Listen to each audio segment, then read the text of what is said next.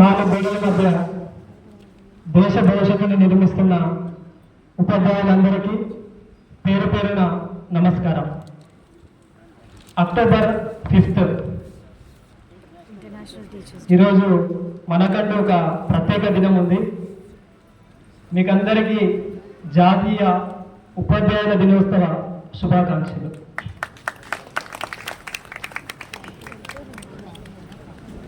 Ten kilometres నడిస్తే మనం ఎంతైతే ఎనర్జీని లాస్ అవుతామో, ఒక 40 మినిట్స్ క్లాస్ చెప్పాలంటే కూడా అంత ఎనర్జీని కోల్పోతాం. భూమాతకున్నంత సహనం ఇక్కడ ఉన్న ఉపాధ్యాయుల సొంతం. అయినా ఆ ఉపాధ్యాయులను చీటికి మాటికి తమ దురుసు ప్రవర్తనతో ఇబ్బంది పెడుతున్నారు కొంతమంది తల్లిదండ్రులు. చదవలేదను, మార్కులు తక్కువ వేస్తున్నాయను, ప్రవర్తన సరిగ్గా లేదని కొడితేనో తిడితేనో మందలిస్తేనో మరుసటి రోజు మహాయుద్ధం జరుగుతుంది మన స్కూళ్ళలో. ఎవరి మంచి భవిష్యత్తు కొరకు టీచర్ అని మందలించాడు అని విద్యార్థి ఆలోచించడం, వారి తల్లిదండ్రులు అస్సలే ఆలోచించరు. అది వారి విఘ్నతగా వదిలేసి ముందుకెళ్ళాలి.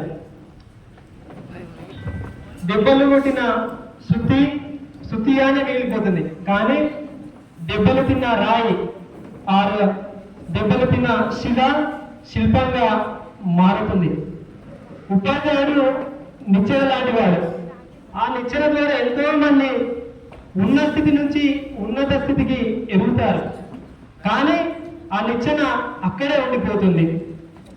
ఎవరైనా సూర్యునిపై ఉమ్మి వేయాలని అనుకుంటే, సూర్యునిపై అంటే ఉపాధ్యాయుడిపై ఉమ్మి వేయాలి అని అనుకుంటే అది తిరిగి వాళ్ళపైనే పడుతుందని ఒకసారి గ్రహించాలి. టీచర్ పై ఒక వేలు చూపిస్తున్నామంటే మిగిలిన 4 వేలు మన సైడ్ చూపిస్తాయని అది గుర్తు పెట్టుకొని టీచర్స్ ను క్వశ్చన్ చేసే వాళ్ళు ఒకసారి తెలుసుకోవాలి. ఏపీజే అబ్దుల్ కలాంను ఒక విద్యార్థి ప్రశ్నించాడు, రాష్ట్రపతిగా పదవి కాలం పూర్తయిన తర్వాత మీ శేష జీవితం ఎలా గడుపుతారు అని అంటే, నాకు ఇష్టమైన ఉపాధ్యాయ వృత్తిలో గడుపుతాను అని చెప్తాడు అబ్దుల్ కలాం. అటువంటి గొప్ప వృత్తిలో ఉన్న మనము ఎవరో ఏదో అన్నారని, ఏదో ఇబ్బంది పెట్టారని నిరుత్సాహపడకుండా, బాధపడకుండా, కుంగిపోకుండా ముందుకు వెళ్ళాలని కోరుకుంటున్నాను. ఒక్క నిమిషం. సర్వేపల్లి రాధాకృష్ణ ఉపాధ్యాయ వృత్తికే వచ్చిన వ్యక్తి. ఆయన దేశ 2వ ప్రథమ పౌరుడిగా ఎదిగారు. అదేవిధంగా ఇప్పుడున్న ప్రెసిడెంట్, దేశ ప్రథమ పౌరురాలు ద్రౌపది ముర్ము కూడా ఉపాధ్యాయ వృత్తి నుంచే దేశ అత్యున్నత స్థానమైన రాష్ట్రపతిగా ఎదిగారు. వాళ్ళందరి స్ఫూర్తిగా తీసుకొని మనమందరం ముందుకెళ్ళాలని కోరుకుంటున్నాను.